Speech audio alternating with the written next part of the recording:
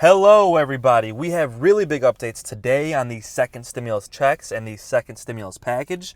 There is a $2,000 per month stimulus payments that was just approved. Let's discuss the details in this video. We'll also cover the unemployment extension and updates on news as well. Welcome back to my channel. My name's Andrew and thank you for taking the time to watch my video. Don't forget to like this video if you like this content and subscribe. I'll be posting updates almost daily.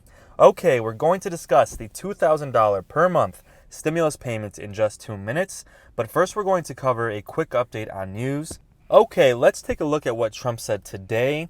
He continues to allege voter fraud in this election and says that he is going to win this election. I've covered this in depth in a lot of my videos, so I won't go too deep into this one today, but just let me know your thoughts in the comments. Should Trump concede, or do you think he should continue to fight the results of this election? Let me know your thoughts in the comments below. He retweeted a video by Newsmax, which is spreading his message of voter fraud. Now, as you know, Trump and Fox News have had a strong battle recently where Trump is very upset that they are not supporting him through these voter fraud allegations. So Trump has recently been supporting Newsmax. Let me know your guys' thoughts if you watch Newsmax. I haven't looked at it myself, but I know it's a very controversial channel. People seem to either love it or hate it. Trump also tweeted that Rudy Giuliani tested positive today for COVID-19. A lot of people are slamming Rudy Giuliani for testing positive because he has been seen multiple times without wearing masks, without social distancing, and even going to hearings for Trump when other people who had been there had tested positive recently as well. Now, guys, let me know your thoughts in the comments below. Do you guys like Rudy Giuliani? He's been a really controversial figure recently. A lot of people are saying the only reason that Giuliani is helping Trump is because he wants Trump to pardon him so he doesn't get in legal issues himself, guys. But let's take a look and see what Fox News said regarding Giuliani, and then we'll get right into stimulus. Now, Trump said, Giuliani, by far the greatest mayor in the history of New York City, and who has been working tirelessly exposing the most corrupt election in the history of the USA, has tested positive for the China virus. Get better soon, Rudy. We will carry on.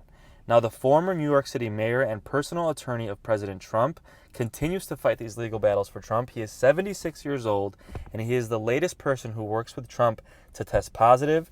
Now, this includes his press secretary, Kayleigh McEnany, senior advisor, Hope Hicks, and chief of staff, Mark Meadows.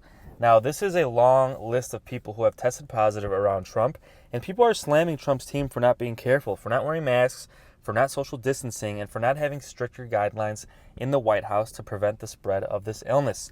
Now, guys, let me know, do you agree with this? Do you think Trump and the White House should be more careful? Or do you think that, honestly, the news media is not being fair? Let me know your thoughts in the comments below. But in any case, Giuliani is going to be a little less involved in these lawsuits now that he tested positive. He will still be involved in virtual meetings, but he obviously cannot be there in person, and this might slow down his involvement just a bit. Okay, guys, let's get into stimulus. We'll cover the $2,000 per month stimulus checks that was just approved.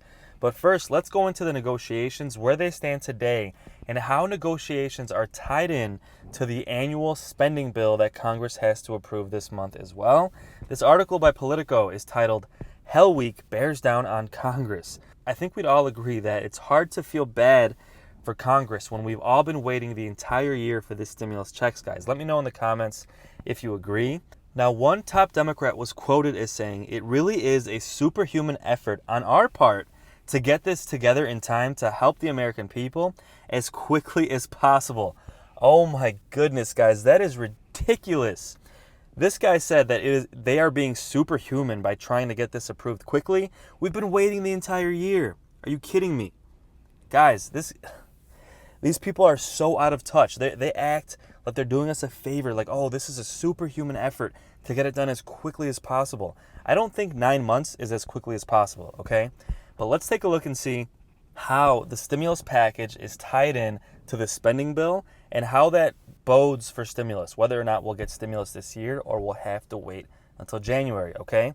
Let's read a tidbit from this article and then we'll get right into the $2,000 per month payments.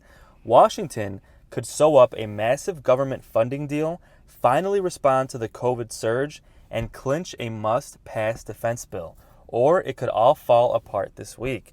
Guys, as you know, if this spending bill is not approved, then the government will partially shut down. If the government partially shuts down, it's going to affect the distribution of the vaccine, and that is not good, guys. That is the last thing we need right now. The government needs to be funded by December 11th, and Congress have yet to strike either a spending agreement or a stimulus package. Congress is also hurtling towards a confrontation with Donald Trump, who is upset because Democrats want to defund his wall that he's building between Mexico. Guys, let me know your thoughts. Do you think it's okay for Democrats to defund the spending on the wall that Trump wants to build between Mexico and the U.S.? The Democrats are upset because Trump has been using money kind of in a sneaky way. He's taking money from the Pentagon funds and using it for the wall, which is technically kind of a roundabout way of funding that wall. But anyways, we are hitting 200,000 cases per day and over 2,000 deaths per day. People, this is 2,000 lives that we're losing daily to this illness. So we need a stimulus package approved quickly, and we need this vaccine approved quickly as well. And as you know, the bipartisan negotiators worked throughout last weekend to finalize a $908 billion package that now Pelosi has agreed to. Biden convinced Pelosi to come down from $2.2 trillion to the $908 billion package to get a deal done. But Senate Minority Whip said we have a lot of work to do and just a few days to do it, guys. And this is true.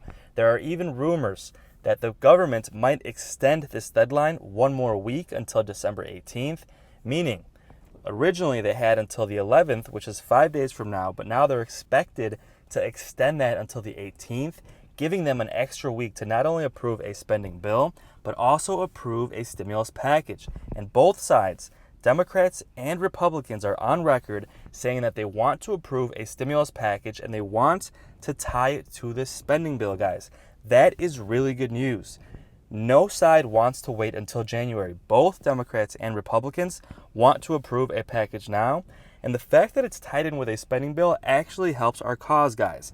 Because if they don't pass a spending bill, the government will shut down. And trust me, nobody wants that to happen. Trump does not want that to happen.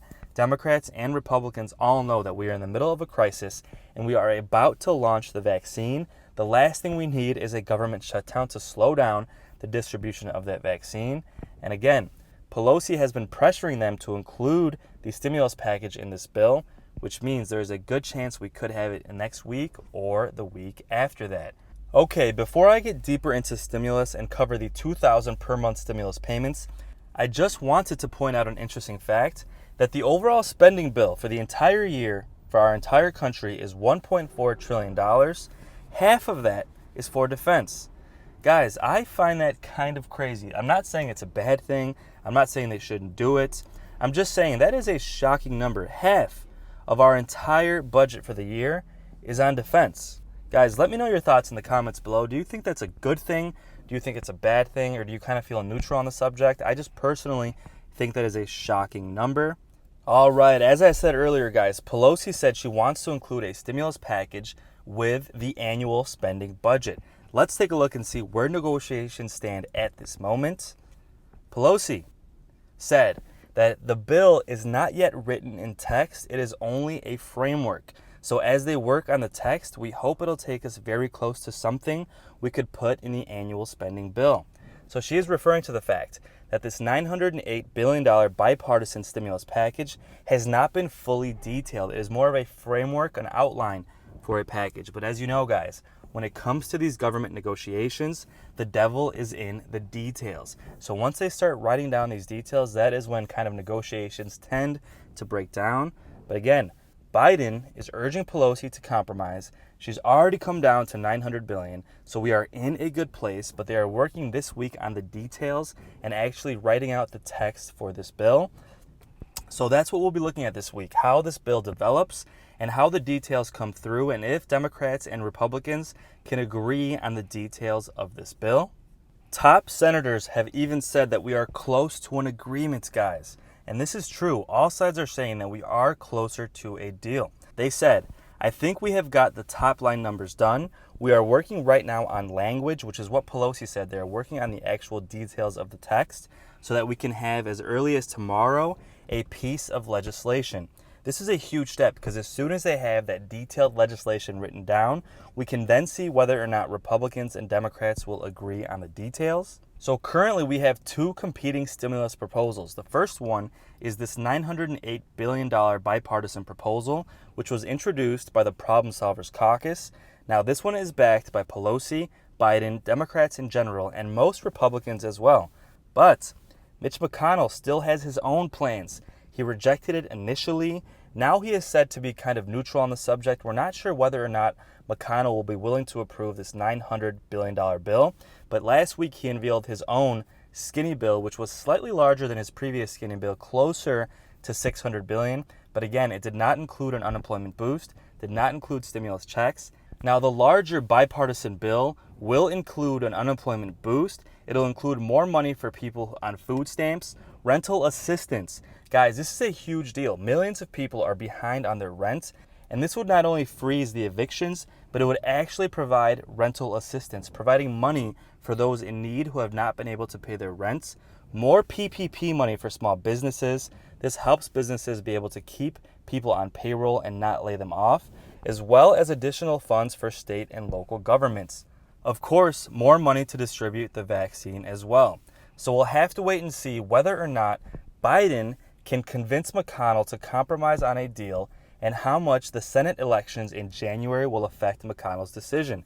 As you all know, there are still 2 seats in the Senate left up for election in January, specifically on January 5th, just under a month from now, and it is said that McConnell might not want to compromise on a deal before those elections because he fears that a stimulus deal might help Democrats win that election.